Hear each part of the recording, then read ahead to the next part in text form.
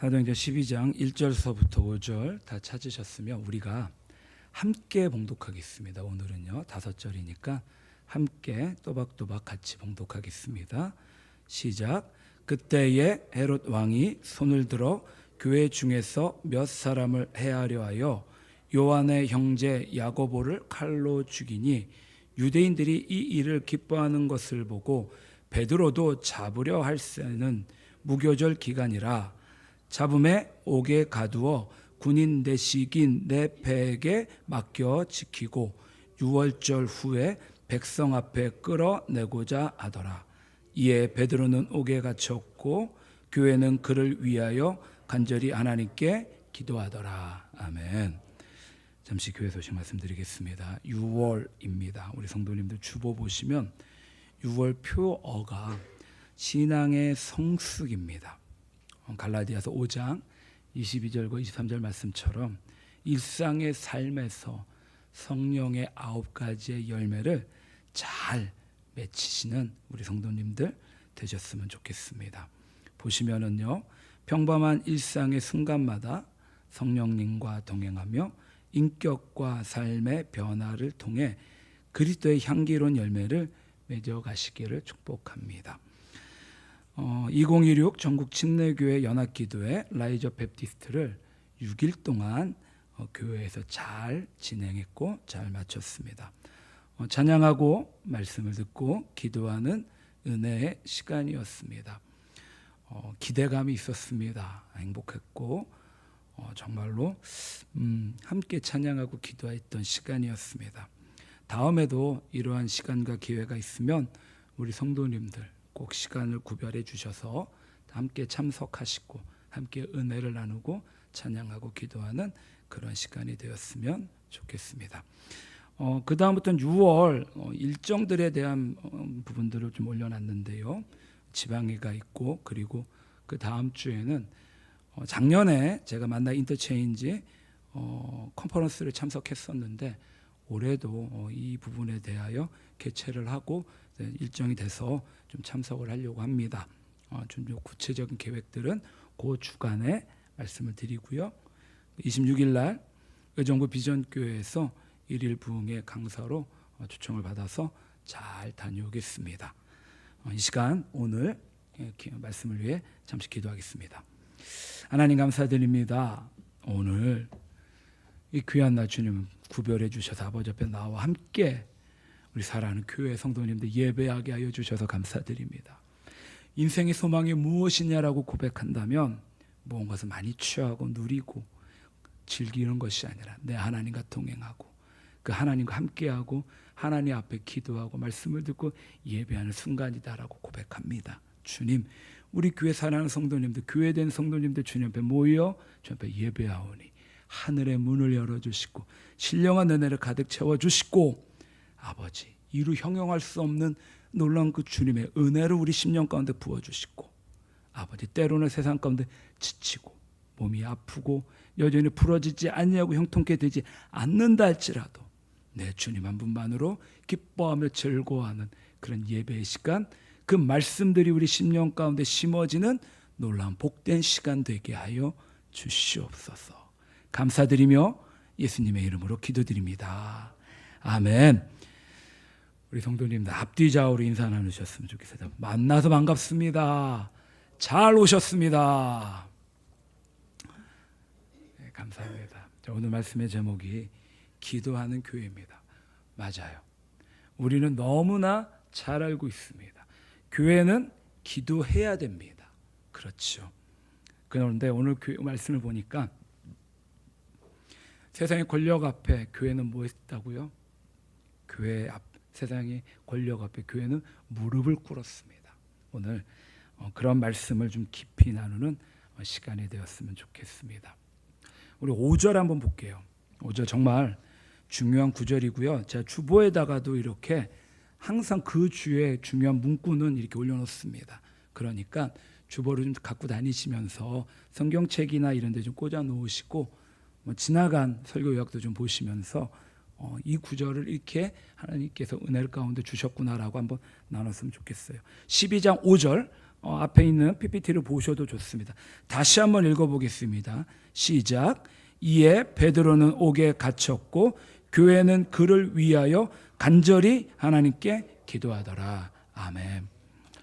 오늘 우리가 함께 나누는 사도행전 12장 5절까지밖에 안 읽었지만 12장까지 한번 나눴으면 좋겠습니다. 사도행전 전체에서 가장 극적인 대조를 이루는 그런 장입니다. 그리고 예루살렘에서요, 우리 중요합니다. 실제로 벌어진 사건입니다. 많은 사람들은 성경에 대하여 오해하고 있는 것이 무엇이냐, 어느한 사람들이 지어냈다라고 말합니다. 그러나 절대로 그러지 않습니다. 성경은요, 있었던 사건들을 요약했고 특별히 사도행전은 역사서입니다. 세상의 많은 역사가들도 사도행전을 통하여 세상의 역사를 연구합니다. 실제로 있었던 일이다라는 것이죠. 예루살렘 가운데 벌어진 실제 이야기입니다. 한쪽에는 칼을 든 왕이 있었고 다른 한쪽에는 무릎을 꿇은 교회가 있었어요. 이 극명한 대조를 잘 이해해야 우리는 사도행전 12장의 말씀을 정확하게 볼 수 있게 됩니다. 한쪽에는 온 세상에 두려워하는 권력이 있습니다. 다른 한쪽에는 세상이 보기에 정말로 한없이 작은 부류들이 있습니다. 그 왕은요, 로마 황제 신임을 받아 유대 전역을 통치했던 헤롯 아그리파 1세입니다. 그 옆에는 칼이 있습니다. 군대가 있고 감옥이 있습니다. 그런데 그 사람이 지금 막 야고보라는 사람의 목을 베었습니다. 죽여버렸죠. 그리고 다른 한쪽에는 조용한 가정집이 있습니다. 마가 요한 어머니 마리아의 집입니다. 그 집안에 왕도 없습니다. 군인도 없습니다. 칼도 없습니다. 권력도 없습니다. 그저 무릎 꿇은 사람들이 있었을 뿐이고 이들이 했던 것은 뭔가 하려고 하는 어떤 그런 분주함이 아닌 하나님 앞에 무릎을 꿇고 기도했다라는 겁니다. 우리가 세상적으로 봤을 때 얼마나 극명한 대조일까요? 우리 성도님들 보셨을 때 어떤 부분들이 어떻게 이루어질 수 있을까요? 지금 막 야고보가 죽었다는 소식을 들었습니다. 그리고 이 사람들이 다음번 차례 베드로를 위하여 기도하는데 그냥 기도하는 것이 아니라 간절히 하나님께 기도합니다. 이 두 장면이 오늘 사도행전 12장의 전부입니다. 칼을 든 왕궁, 무릎 꿇은 가정집. 근데 이 장이 끝날 때 놀라운 반전이 기다리고 있습니다. 닫혀있던 감옥의 문이 열리고 놀랍게도 베드로는 살아오게 됩니다. 기도하는 교회는요, 결국엔 승리합니다. 세상에서 한없이 작은 자들의 기도를 하나님께서 응답하시고 들으시고 놀랍게도 초대교회의 지도자였던 베드로가 살아 돌아오게 됩니다. 기도하는 교회는요, 절대로 망하지 않습니다. 작다고요? 사람들이 별로 없다고요? 세상의 가치 판단의 기준들이겠지요. 지금 현재 연약하고 작아 보인다 할지라도 하나님께서 그 기도를 들으시고 단단한 만석 위에 교회를 세워두십니다. 우리 교회와 우리 사랑하는 성도님들이 삶이 그리고 기도가 그랬으면 좋겠습니다. 또 그렇게 되기를 주님의 이름으로 축복합니다. 오늘 예루살렘 교회 기도로 베드로 사도가 감옥에서 기적처럼 귀환했던 것처럼 우리의 오늘 말씀 가운데 간절한 기도라고 말씀하죠. 간절한 기도. 달리 이야기하면요, 저는 절박한 기도라고 말씀드리고 싶습니다. 이것이 아니면 안 됩니다. 그런데 죄송하지만 우리의 기도는 그렇지 못해요. 기도뿐만이 아니라 기도 외 수많은 영역에서 기댈 것이 너무나 많이 있기 때문이지요. 그렇게 주님 앞에 기도할 때 때로는 형식에 치일 수도 있고 때로는 간절함보다는 때로 어떤 종교적인 모습에 우리가 취해 기도할 수 있다라는 것입니다. 그렇게 하나님 아니면 안 됩니다. 주님이 아니면 안 됩니다라는 그 절박한 기도, 간절한 기도, 목마른 기도, 우리 교회와 그리고 가정과 직장과 사업장과 우리 사랑하는 자녀들, 그리고 보산동 인구수가 2,400명입니다. 대략적으로 그래요. 10%면 240명이지요. 1%면 24명입니다. 바라기에는 그래도 우리 교회가 보산동 인구의 약 10% 정도는 함께 모여 기도하고 찬양하고 예배드렸으면 좋겠다라는 마음이 참 많이 들었던 때가 있었습니다. 물론 지금도 마찬가지이고요. 그렇게 우리가 주님 은혜 가운데 간절히 기도할 때 주님께서 놀라운 일들이 이 땅 가운데 행하실 것입니다. 간절함이 있었으면 좋겠습니다. 오늘 말씀 가운데. 그래서 오늘 베드로가 천사와 더불어 그 단단한 철문을 열었던 것처럼 오늘 말씀의 제목처럼 기도하는 교회, 기도하는 성도님들이 되셔서 인생에 묶인 그 철문들을 활짝 열어내시는 귀하고 복되고 아름다운 성도님들이 되시기를 오늘 이 아침에 주님의 이름으로 간절히 축복합니다. 아멘. 자, 그래요. 오늘 첫 번째는요, 계속해서 굉장히 극단적인 두 부류가 등장합니다. 가장 먼저는 헤롯 왕의 핍박입니다. 자, 1절에 보니까 그때에라고 합니다. 그때에. 그때는 바로 그 시기, 그 무렵입니다. 그때는 세 겹의 시간대가 겹쳐지고 있어요. 가장 먼저 바로 앞장 11장에서 이방인의 첫 번째 교회인 시리아 안디옥 교회가 개척이 됩니다. 그리고 나서 그 시리아 안디옥 교회가 11장 29절부터 30절까지 보면은 바나바와 바울이 흉년으로 고통받는 예루살렘 교회를 위해 구제 헌금을 가지고 예루살렘으로 올라오게 됩니다. 이때입니다. 그리고 교회가 서로 돌보며 이방 땅까지 복음이 뻗어가고 유대인들과 이방인이 처음으로 한 교회 안에서 예배를 드릴 때, 그리고 그때에 그리스도인이다라는 명칭이 처음으로 불리던 그 순간입니다. 생각해 보세요. 교회가 뻗어나갑니다. 부흥이 돼요.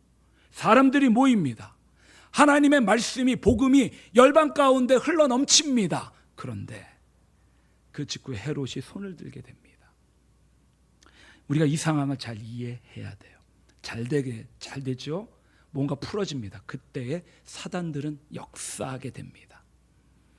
하나님 나라가 가장 아름답게 피어나는 그 순간에 사단의 칼들도 함께 움직입니다. 역사적 시간은 주후 한 44년경입니다. 정확한 연도가 있어요. 1절에 헤롯 왕은요, 헤롯 아그리파 1세입니다. 그러니까 예수님을 죽이려고 했던 헤롯 대왕의 손자입니다. 이 사람은 2살 이하 남자아이를 모두 죽이라고 명령했던 그 사람이지요. 이 헤롯 왕은요, 어린 시절을 로마에서 황제들과 친분을 쌓게 됩니다. 칼리굴라, 클라우디우스 이런 황제들과 깊은 친밀감, 유대감을 맺게 됩니다. 그리고 나서 이들을 통해서 마침내 유대 전역을 다스릴 수 있는 왕의 권한을 얻게 됩니다. 이 사람의 헤롯 아그리파 1세예요. 이 사람은요, 주후 44년에 죽게 됩니다. 바로 이제 곧 다음 장면에 죽지요. 자, 생각해 보세요. 권력이 가장 높을 때, 세상적으로 가장 많은 것을 취할 때, 세상 가운데 그 주님의 교회를 핍박했더니 어떤 일을 당하느냐? 하나님의 심판이 임하지요. 인생이 얼마나 허망한지를 잘 보여주는 장면입니다. 또 하나의 시간대가 있습니다. 교회 가운데 박해가 계속되는 때이지요. 사도행전의 그 흐름 가운데 박해의 모습들이 있습니다. 사도행전을 통해서 교회가 열방 가운데 막 퍼져나가지요. 그 한 부분에는 반드시 교회에 대한 핍박이 있습니다. 어려움이 있죠. 사도행전 4장에 베드로와 요한이 잡혀서 신문을 받습니다.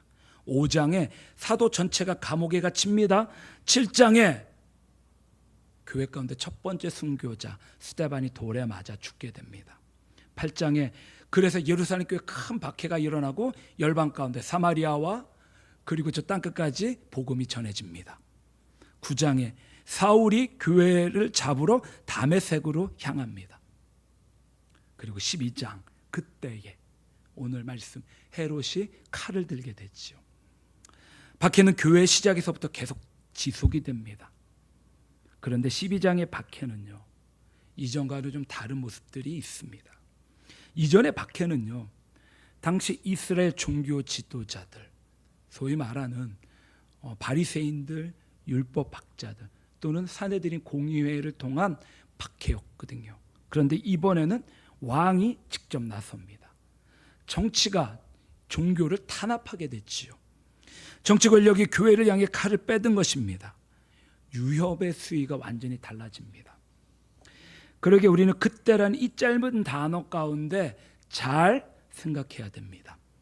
그때는 교회사적으로는 교회가 가장 아름답게 성장하는 때이고요. 역사적으로는 헤롯 권력의 절정으로 박해의 새로운 단계가 겹쳐지는 그러한 시간이 그때였습니다. 사도행전 전체에서 그리고 초대교회 가운데 가장 긴장감이 높았던 때였습니다. 2절 요한의 형제 야고보를 칼로 죽이니. 아주 짧게 사도행전의 저자 누가는요 너무나 담담하게 기록합니다.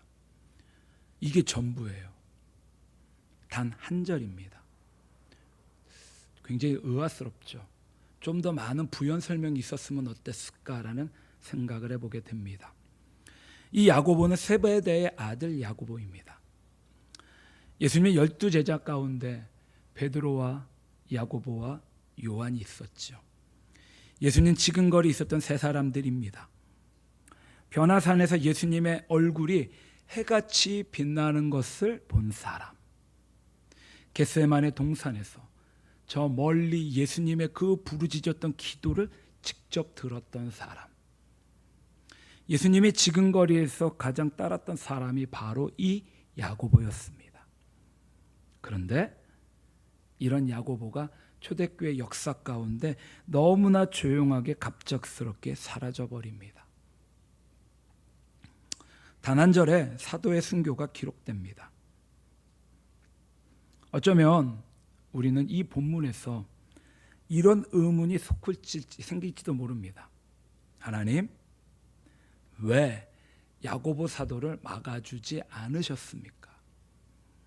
사람적인 생각으로는 야고보 사도의 삶을 통해서 초대교회가 더 많은 일을 할 수 있을 거라고 생각이 됩니다.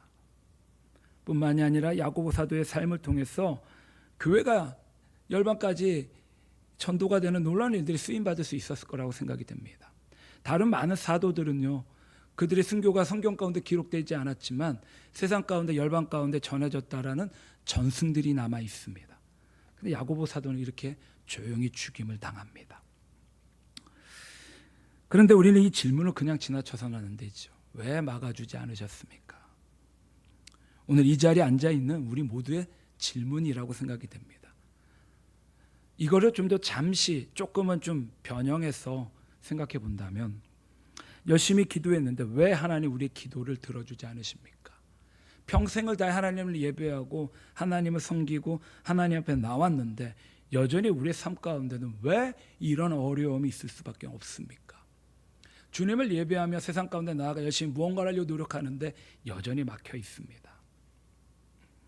믿음으로 살았는데 더 힘들어진 것 같은 분들의 질문들입니다. 하나님, 도대체 왜 이 상황들을 막아주지 않으셨습니까? 하나님, 왜 열어주지 않으셨습니까? 그러나 성경은요, 야고보의 죽음을 하나님의 실수였다거나 하나님이 모른 척 눈 감았다라고 말씀하지는 않습니다. 오히려 야고보의 이 죽음, 이 순교, 이 충격, 그리고 이 비토망음은 예루살렘 교회의 자양분이 되어 다시금 예루살렘 교회를 깨어나게 만듭니다. 교회가 부흥이 돼요. 잘 돼요. 세상적으로도 사람들이 보았을 때 존경받을 만합니다. 그런데 그런 어떤 매너리즘에 빠진 모습들 가운데 하나님께서 확 일깨워주는 그런 모습들이 분명히 이 땅 가운데 예루살렘 교회에 있었다라는 것이지요. 야곱의 죽음이요, 이제 교회를, 중요합니다. 교회를 기도하는 교회로 깨웁니다. 이전보다도 더 하나님 앞에, 물론 야고보 사도가 죽임을 당하기 전까지 하나님 앞에 분명히 교회는 기도했을 겁니다. 그런데 야고보 사도의 죽음을 통해 다음이 누구인가요? 베드로죠. 더욱더 간절히 힘을 다하여 교회가 함께 기도했을 겁니다. 그 기도가 놀랍게도 베드로를 살리게 됩니다. 그러기에 야고보의 죽음이 그냥 헛된 죽음이 아니라 야고보의 죽음을 하나님께서 낭비하지 않으셨다라는 거지요. 1절에서 야고보 사도를 헤롯 왕이 너무나 손쉽게 죽이니까 헤롯은 이제 더 큰 승부수를 띄웁니다. 초대교회 최고의 지도자 베드로를 이번에 잡아들이고 베드로를 죽이려고 합니다. 군인 넷씩 네패 즉 16명이 교대로 베드로를 지킵니다. 이전에 학습 효과가 있었어요. 분명히 요한과 베드로를 잡아오게 넣었는데 천사가 놀랍게도 쳐서 베드로와 요한이 성전에 가서 생명의 말씀을 전했던 적이 있었습니다. 그런 학습 효과가 있었어요. 그러니까 이번에는 16명을 놀랍게도 베드로를 잡아가지고 꼭꼭 옥에 싸매놓고 있습니다. 이 중에 2명은요 쇠사슬로 베드로 좌우를 묶고 있고요, 2명이 그 문을 지킵니다. 완벽한 경비입니다. 이런 경비를 성경 가운데 찾아볼 수 없어요. 이제 6월절이 끝나면 공개 처형이 예정되어 있습니다.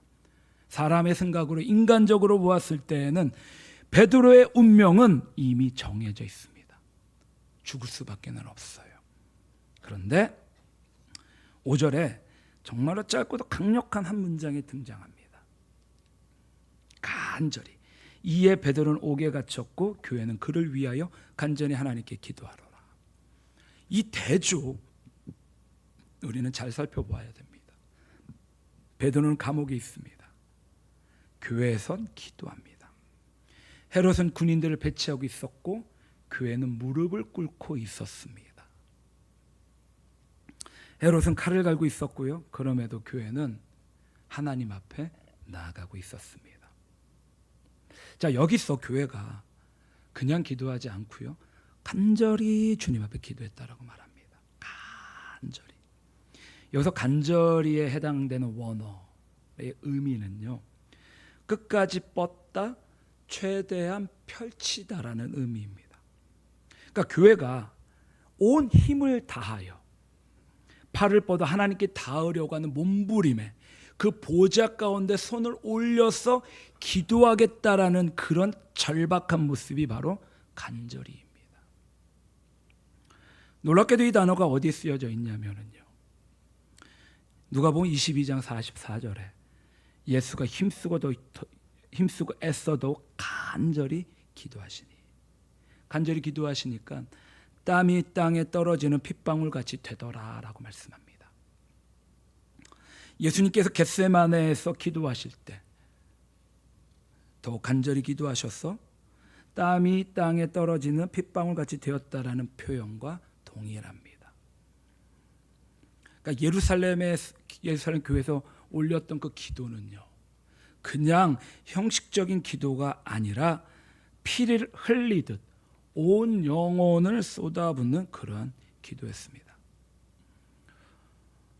사실 제가 우리 2016 의정부 빌리그램 전도대회라든지 그리고 아까 말씀드렸던 2016 전국 침례교회 연합기도회 라이저 베프티스트에 대한 그런 소회를 좀 고민해 보았습니다. 다른 무엇보다도요, 다른 어떤 것보다도 찬양 시스템이 어땠고 사람들이 얼마나 모였고 그런 외적인 것도 참 중요한 것 같아요. 그런데 더 중요했던 것은 무엇이냐라고 생각하고 고민해 보았더니 하나님 앞에 함께 모여 다른 무엇보다도 간절히 기도했다라는 것입니다. 간절히 기도한 거예요. 특별히 우리 교회에서 6일 동안 물론 우리 교회가 따로 부흥회를 한 적이 없어서 모이는 것이 쉽지는 않았다라고 생각합니다.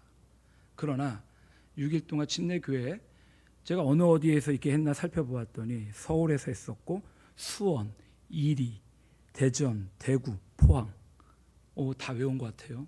이런 교회들이 연합해서 하나님 앞에 예배를 올려드렸는데 2가지 특징이 있었어요. 하나는 하나님 앞에 찬양할 때 힘을 다해서 찬양했더라고요. 두 번째는 간절히 하나님 앞에 부르짖어 기도했었습니다. 그러면서 어떤 마음이 들었냐면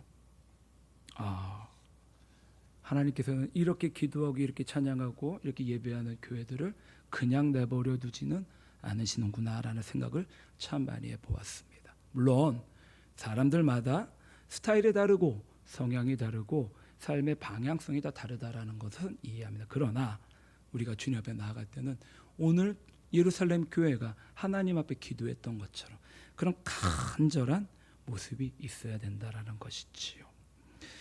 예루살렘 교회는 그렇게 하나님 앞에 기도했습니다. 오늘 우리는 어떻게 기도하고 있을까요?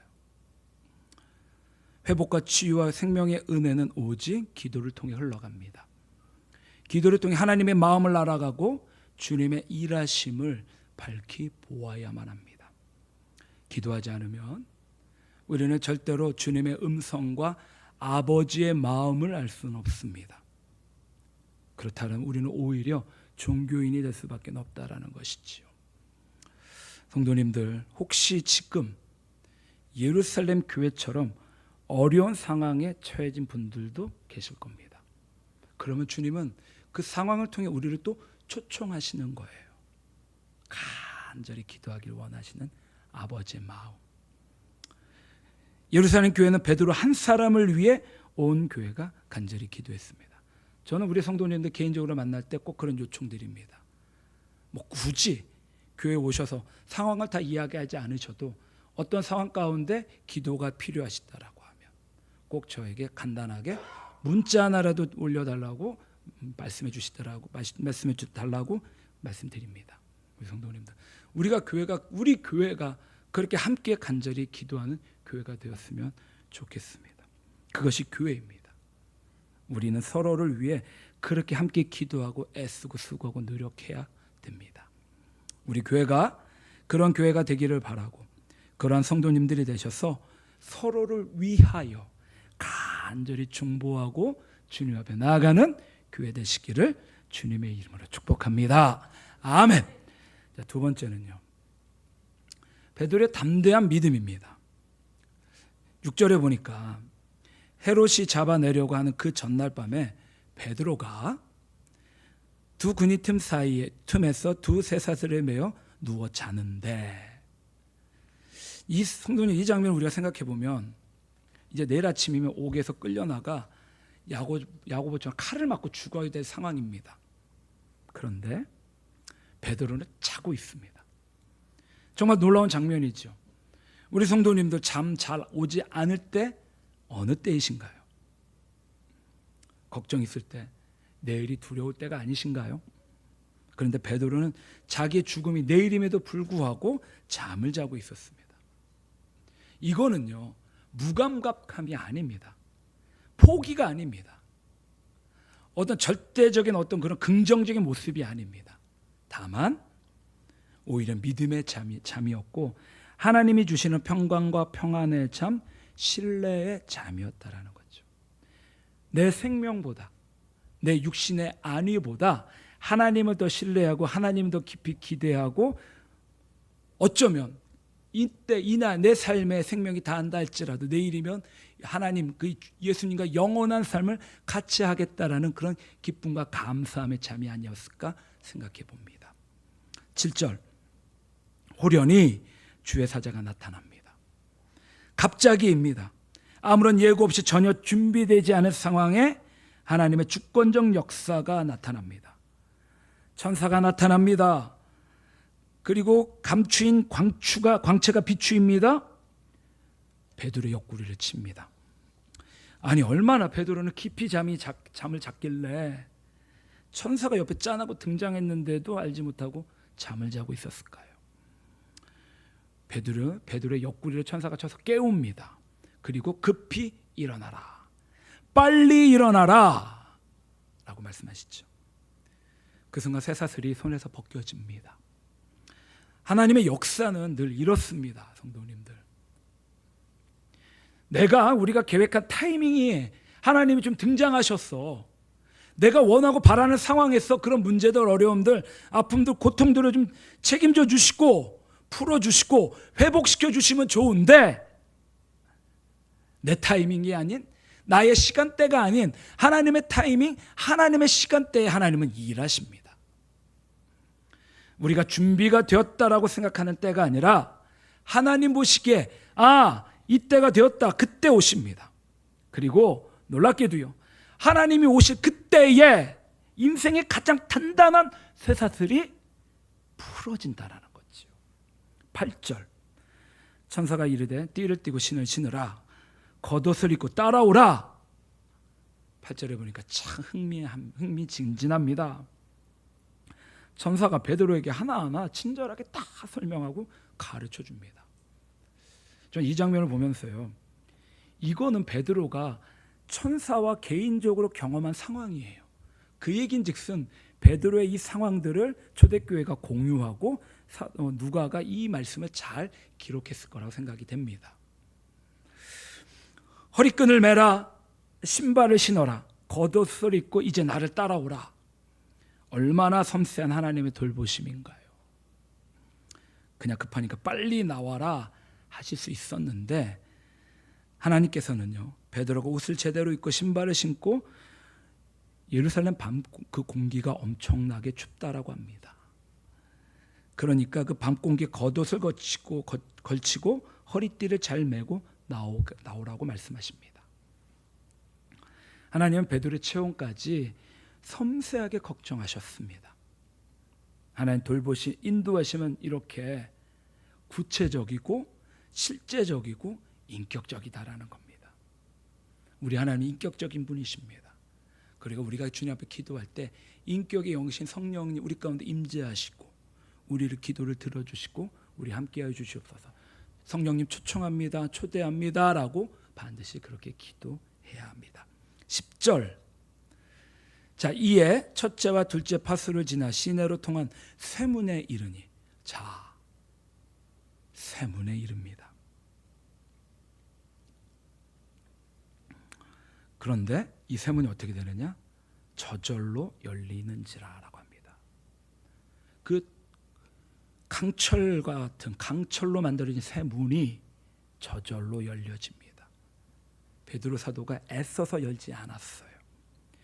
천사와 베드로가 첫 번째 경비병과 두 번째 경비병을 지나 성으로 통하는 철문에 도착합니다. 그런데 철문에 도착하자마자 그 굳건한 철문이 저절로 스스륵 열립니다. 자동으로 열린다라는 의미입니다. 누군가 힘으로 연 것도 아닙니다. 어느 누가 열쇠를 가지고 와서 여는 것도 아닙니다. 그냥 열립니다. 이 안에 정말로 우리 삶 가운데 반드시 적용해야 되고 이해하고 인정하고 기억해야 될 영적인 원리가 담겨져 있습니다.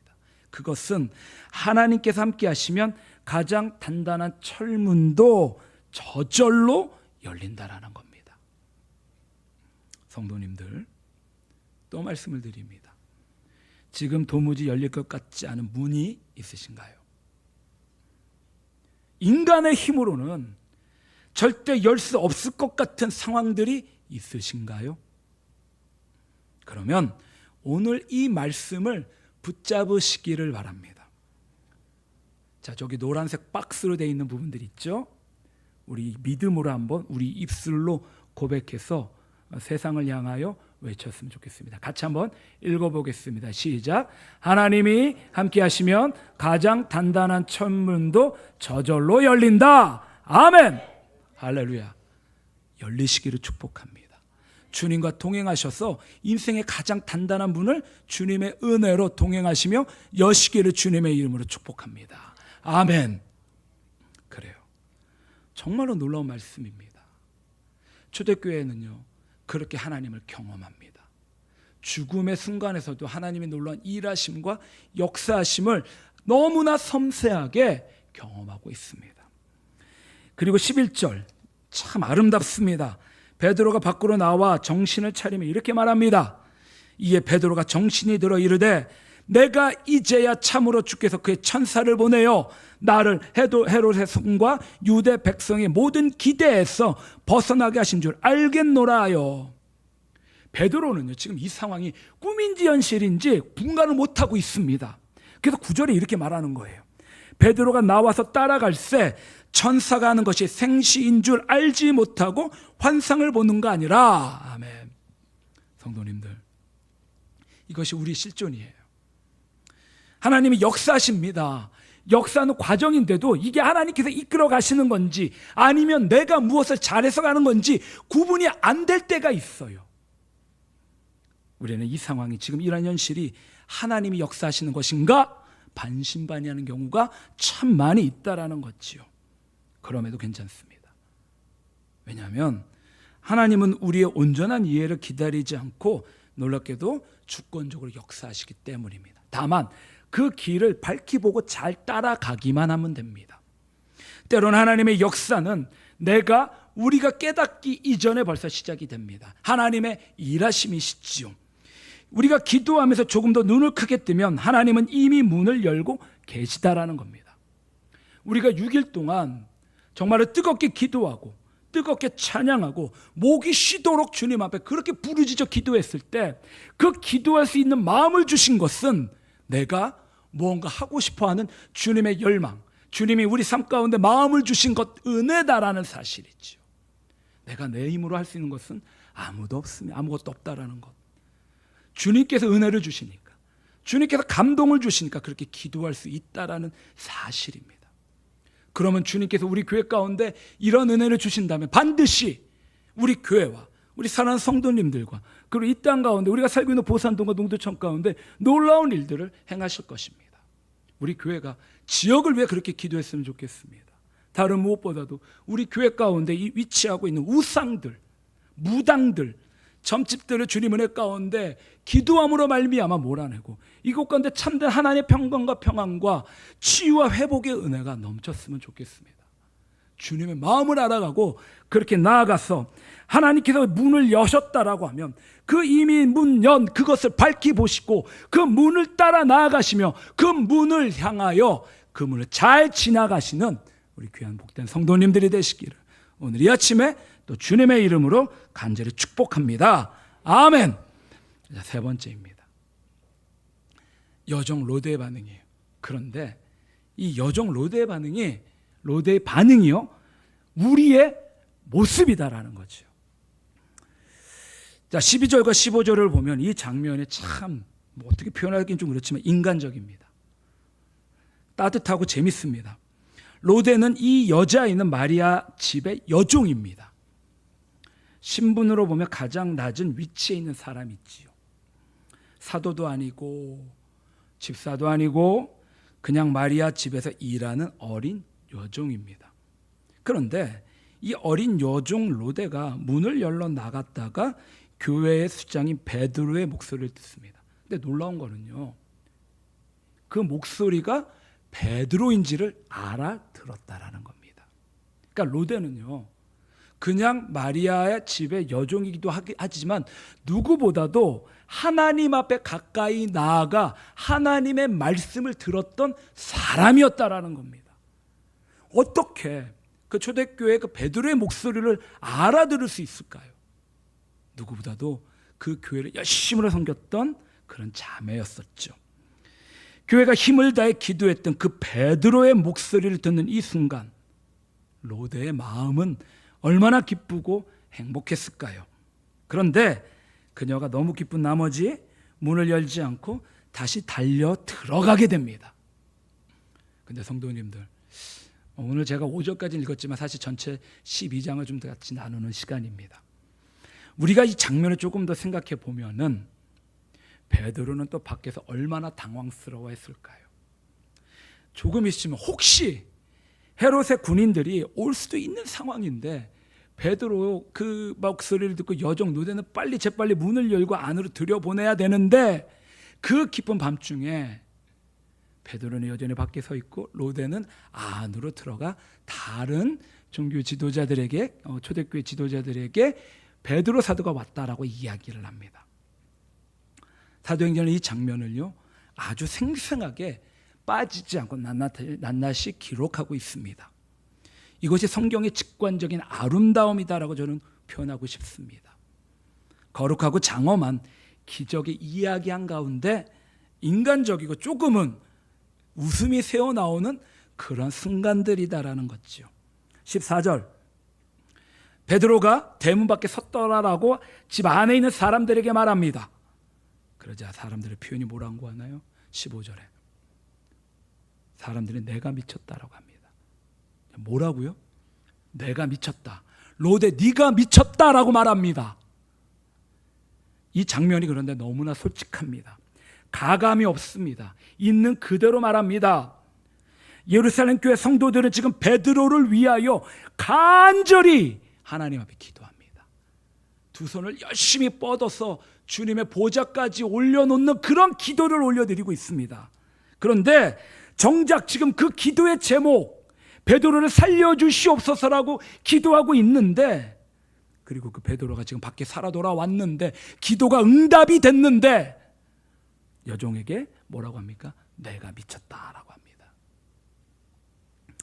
간절히 힘을 다하여 기도하고 응답이 됐는데 그게 하나님의 응답인지 아니면 하나님의 또 다른 모습인지 아니면 내가 무언가 잘해서 힘을 얻어도 된 것처럼 생각하는 경우가 있다라는 것이지요. 하나님의 응답을 반신반의합니다. 근데 우리도 이런 적이 참 많이 있습니다. 기도는 했는데 설마 이 기도가 응답될까? 그런 마음이 참 많이 있었습니다. 저도 그런 적이 있어요. 정말로 많이 있습니다. 누구나 그렇습니다. 성경이 이 장면을 기록한 이유가 있지요. 그것은 반신반의하면서도 기도한 사람들에게도요, 그렇게 열심히 힘을 다해 기도했죠 사람들에게도 하나님은 응답하신다라는 거죠. 이게 될까? 이게 과연 될까? 그렇게 기도했음에도 하나님은 그 기도를 응답해 주십니다. 중요한 것은요, 우리는 불완전합니다. 완벽하지 않습니다. 기도하는 그 순간에도요, 다른 생각, 여러 잡생각들이 참 많이 듭니다. 앞으로 무엇을 해야 되고 어떻게 나아가야 되고 무엇을 먹을까 고민하는 것이 우리 인생입니다. 그런데 중요한 것은 기도하는 사람의 완벽함이 아니라 기도의 방향성입니다. 방향성. 우리의 기도가 하나님을 향하고 있다면 주님은 그 기도를 충분히 흠양해 주신다라는 거죠. 자, 그리고 계속해서 말씀 보겠습니다. 16절 17절.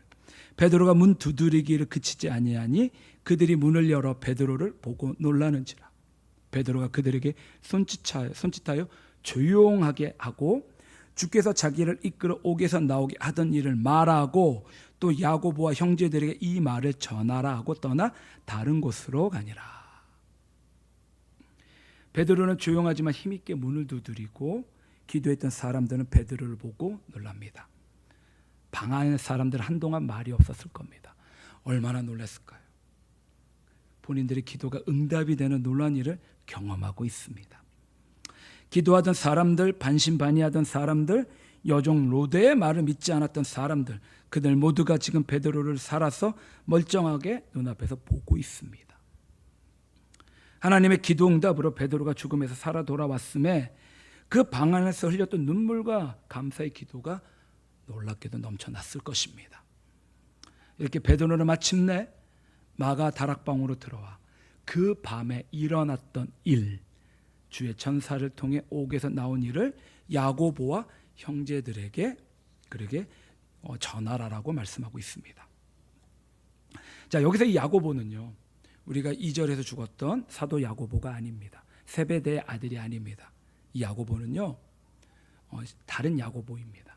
바로 예수님의 동생이지요. 이 사람을 이해하는 것이 되게 중요합니다. 이분은요, 생전에 예수님을 믿지 않았어요. 요한복음 7.5절에 이는 그 형제들까지도 예수를 믿지 아니함이로라. 그런데 예수님께서 부활하시고 나서 고린도전서 15장 7절에 부활의 증인들이 이렇게 등장하는데 그 중에 7절에 그 후에 야고보에게 보이셨으며, 부활하신 예수님은 동생 야고보에게 보여셨던 거예요. 그 만남이 동생 야고보를 완전히 바꿔버립니다.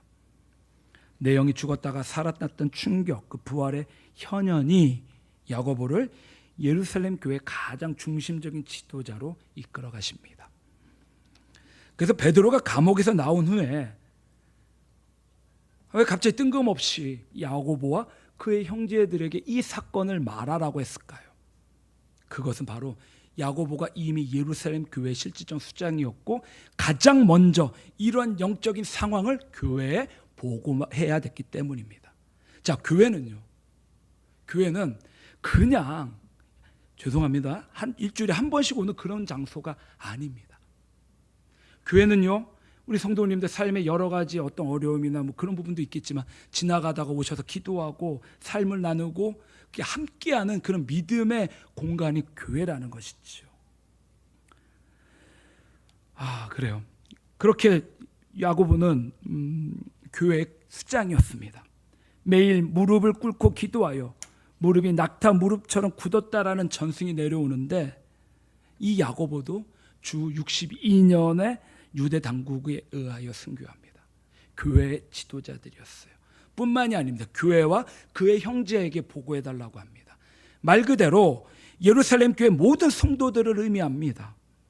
그러나 우리가 제일 많이 생각해야 될 것은 베드로가 탈출하면서 제일 먼저 생각한 것이 바로 교회였습니다. 교회. 자신의 안위보다는 지금 예루살렘 교회 지도자 야고보에게 이 기적을 알려야 한다라는 것, 그것이 바로 베드로의 가장 첫 번째 모습이었다라는 거죠. 삶의 중심에 영적인 어떤 그런 것들이 더 많이 일어나야 됩니다. 그러기 위해서는 우리가 교회를 중심으로 살아가야 됩니다.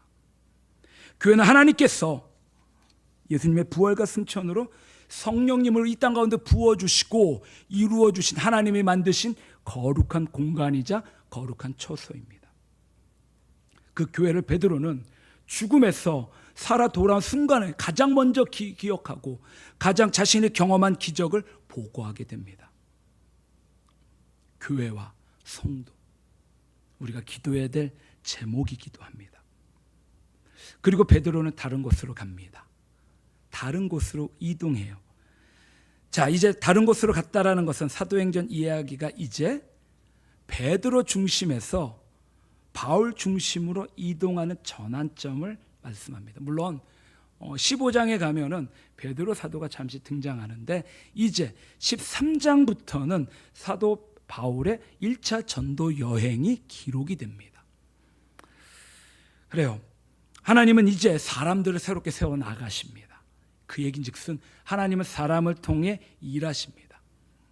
우리 교회가 성도님들이 다른 무엇보다도 하나님 앞에 쓰임받는, 하나님 앞에 세움받는 그런 우리 성도님들 되셨으면 좋겠습니다. 이렇게 사도행전 12장의 이야기는요, 2000년 전 예루살렘 이야기입니다. 그런데 이 이야기가 오늘 2026년을 살아가는 우리에게도 수많은 영적인 은혜를 남깁니다. 아까 말씀드렸듯이 5절 다시 한번 봉독하겠습니다. 같이 한번 읽어보겠습니다. 시작. 베드로는 옥에 갇혔고 교회는 그를 위하여 간절히 하나님께 기도하더라. 오늘 보면 전체를 한 문장을 정리하면 이겁니다. 하나님께서는 베드로와 함께 하셨고요, 그리고 교회가 간절히 기도합니다. 그러더니 어떤 일들이 벌어집니까? 그 굳건해 있던 철문이 열립니다. 영적인 순서예요. 처형 전날 밤 베드로가 잠들 수 있었던 것은 하나님께서 그 감옥 안에 함께 계셨기 때문입니다. 그리고 마리아의 집 사람들이 간절히 하나님께 기도했지만 또 한편에는 반신반의한 마음도 있었을 겁니다. 그럼에도 무릎을 꿇었지만 응답이 왔을 때 내가 미쳤다라고 했을 만큼 믿음이 연약했던 사람들이었습니다. 그러나 하나님은 그 연약한 기도에도 응답하셨습니다. 중요한 것은요, 또 말씀드리지만 기도의 완벽함이 아니라 기도의 방향성입니다. 간절함입니다. 우리 기도가 하나님을 향해 있다면 그 기도는 하나님께서 응답해 주실 것입니다. 그리고 이 두 가지가 만났을 때 하나님께서 함께 하시고 교회의 기도가 만났을 때 가장 단단한 철문이 저절로 열리게 됩니다. 그리고 그 하나님이 우리와 지금 함께 해주십니다. 베드로처럼 우리 성도님도 하나님과 동행하시기를 축복합니다. 아멘. 이거는요 절대적인 겁니다. 선택사항이 아닙니다. 세상 사람들에게는요 들어먹지도 않는 이야기지만 하나님을 경험한 우리에게는 반드시 이루어져야 될 이야기들입니다. 하나님은 그 굳건한 철문을 열어주십니다. 하나님께 우리가 기도하며 나아가야 됩니다. 기도는 우리의 힘이 아니라 기도는 전능하신 하나님과 연결되는 복의 통로입니다. 그 어떤 헤롯도 그 어떤 쇠사슬도 우리를 가둬놓을 수는 없습니다. 성도님들, 철문을 여신 하나님이 지금 오늘도 우리의 문을 두드리고 계십니다. 우리의 마음을 열어놓기를 원하십니다. 할렐루야. 문을 여시기를 바랍니다. 그렇게 하나님과, 우리 찬양팀 나와주시기 바랍니다. 하나님과 깊이 동행하시고 삶의 여러 영역에서 교회가 함께 기도할 때 저에게 꼭 기도 제목 보내주세요. 기도하겠습니다. 함께 기도하겠습니다. 그렇게 교회가 함께 기도할 때 우리 성도님들의 인생의 여러 철문들, 가정의 철문, 사업장의 철문, 건강의 철문, 관계의 철문들이 주님의 은혜 가운데 열어가시기를 주님의 이름으로 간절히 축원합니다. 아멘. 우리 이 시간 같이 찬양하고 기도했으면 좋겠습니다. 찬양 드리실 때 주님, 제 삶의 철문은 무엇인가요? 주님 앞에 기도하며 나아갈 때 열어주시옵소서라고 고백하기를 바랍니다. 같이 찬양하겠습니다.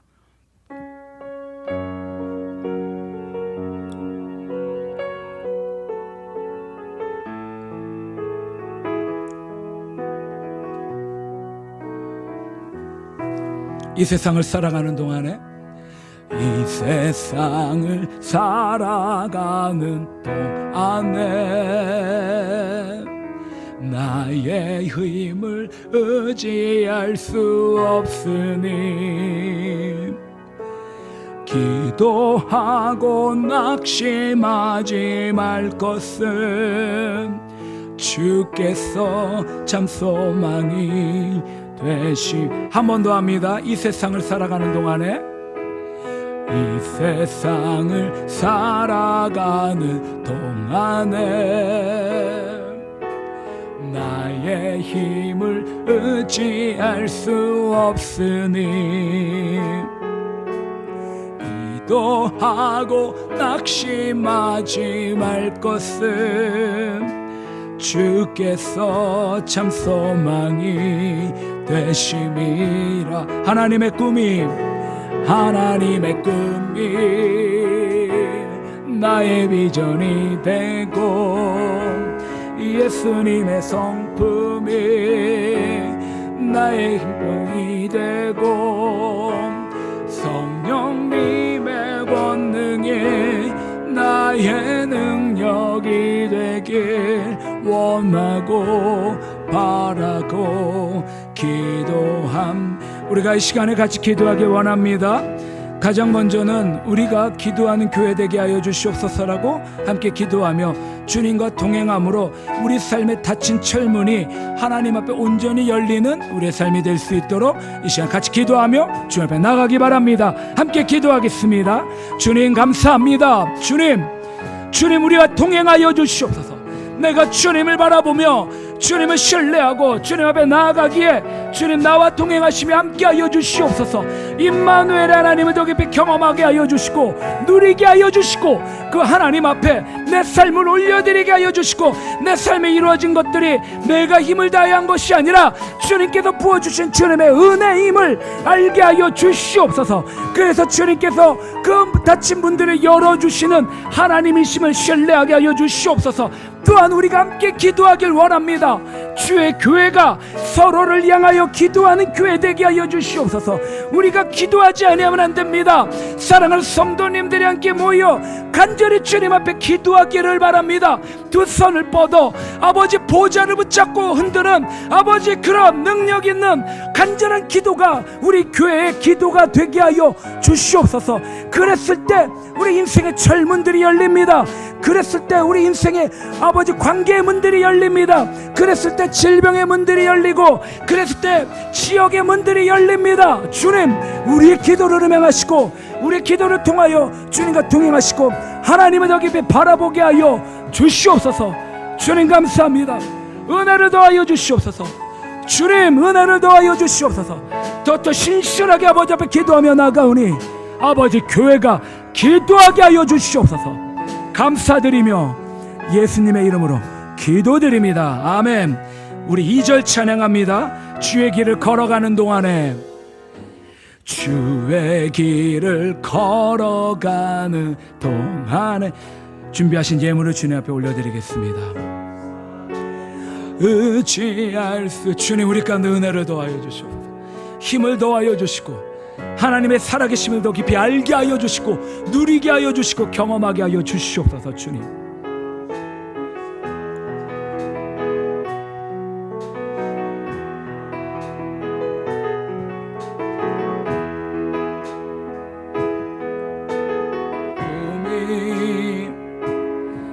주님의 성품이 나의 인격이 되고 성령님의 권능이 나의 능력이 되길 원하고 바라고 기도합니다.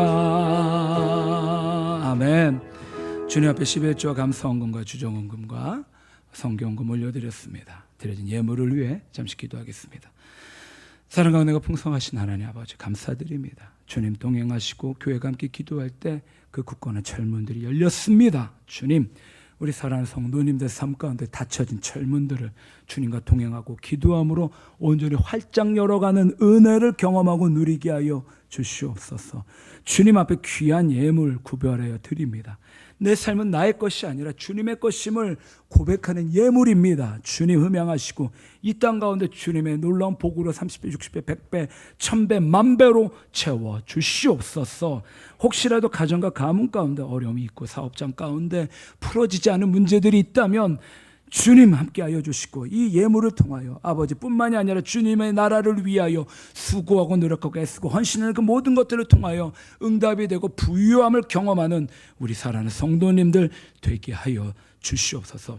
우리의 자녀들을 기억하여 주시고 그들이 바라고 원하는 비전들이 이 땅 가운데 꿈꾸고 풀어내게 하여 주시고 아버지 교회를 잠시 잠깐 떠났지만 그럼에도 그들의 마음 가운데 주님은 하나님이시고 내 인생의 진정한 주인이십니다라는 신실한 믿음의 고백이 그들의 삶 가운데 아버지 고백이 되고 퍼져나가게 하여 주시옵소서.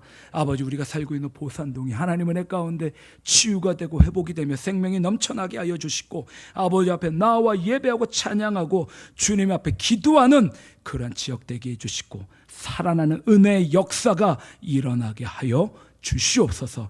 주님 감사합니다. 우리 향한 주님의 은혜를 찬양하며 높여드립니다. 감사드리며 예수님의 이름으로 기도드립니다. 아멘. 우리 이 시간 일어나셔서 찬송 드리신 후에 축도로 모든 예배 순서 마치겠습니다.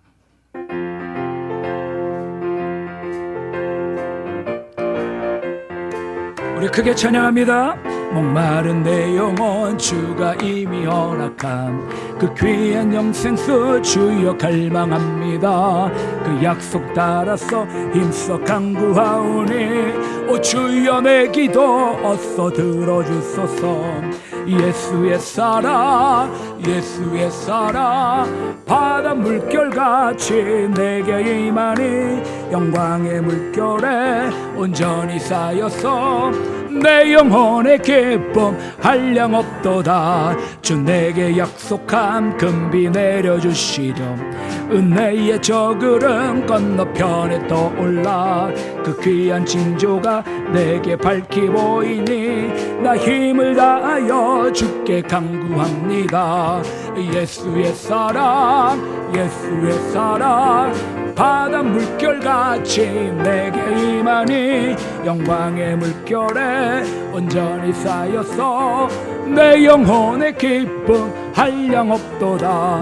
은혜의 소낙비 지금 흡족히 구원의 큰 강물 흘러차고 넘쳤어. 내 주원 모든 죄 모두 씻어버리니 나 지금 은혜를 충만하게 받았네. 예수의 사랑 예수의 사랑 바다 물결같이 내게 임하님. 영광의 물결에 온전히 쌓였어. 내 영혼의 기쁨 한량없도다. 그 차고 넘치는 주의 은혜의 물결 힘차게 밀려와 내게 만족합니다. 오 할렐루야로 주를 찬송하오니 내 맘의 기쁨이 항상 충만함이라. 예수의 사랑 예수의 사랑 바다 물결같이 내게 임하니 영광의 물결에 온전히 쌓였어. 내 영혼의 기쁨 한량없도다. 아멘. 이제는 우리 주 예수 그리스도의 크신 은혜와 하나님 아버지의 그 무하신 사랑하심과 닫힌 문을 저절로 여시는 성령님의 감화감동 충만 교통하심이 이제 기도하는 교회로 서기로 다짐하며 삶의 모든 철문 앞에서 먼저 무릎 꿇기로 결단하는 주의 사랑하는 모든 신실한 성도들의 머리 위에와 교회 가정과 교회 직장과 사업장과 모든 시대와 세대와 또한 보산동과 동두천 나라와 민족 가운데 지금부터 영원토록 충만에 함께 있기를 간절히 축원합니다. 아멘. 은혜를 더하여 주시옵소서. 은혜를 더하여 주시옵소서. 하늘의 문을 열어주시고 인생의 철문을 활짝 열어주시옵소서. 주님 소망합니다. 기대합니다.